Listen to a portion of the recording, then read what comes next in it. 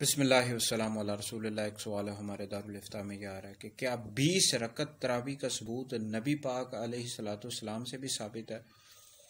تو یاد رکھیں، نبی پاک علیہ الصلاۃ والسلام نے تراویح کا اہتمام فرمایا اور حضور علیہ الصلاۃ والسلام نے اس کو پسند بھی فرمایا، اور پھر اس وجہ سے آپ علیہ الصلاۃ والسلام نے ترک فرما دی، نہیں چھوڑ دی کہ کہیں میری امت پر فرض نہ ہو جائے۔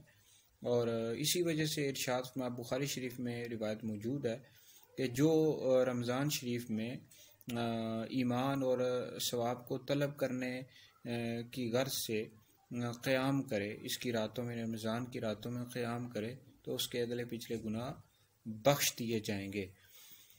تو بہرحال حضرت سیدنا عمر بن خطاب رضی اللہ تعالیٰ عنہ جب دوسرے خلیفہ بنے تو آپ کے دور خلافت میں اس کا باقاعدہ، یعنی تراویح کی جماعت کا باقاعدہ اہتمام کیا گیا، اور نبی پاک علیہ الصلاۃ والسلام سے بھی 20 رکعت تراویح کا ثبوت ملتا ہے۔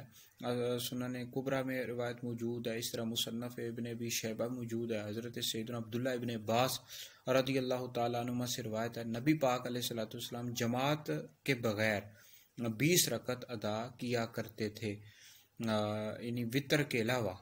یہ سنن کبریٰ میں موجود ہے، مصنف ابن ابی شیبہ موجود ہے کہ نبی پاک علیہ السلام 20 رکعت نماز تراویح ادا کیا کرتے تھے۔ اور پھر حضرت سیدنا فاروق اعظم رضی اللہ تعالیٰ عنہ کے مبارک دور میں 20 رکعت تراویح کا یعنی اہتمام کیا گیا جماعت کے ساتھ۔ تو بہرحال اس پر بے شمار دلائل موجود ہیں۔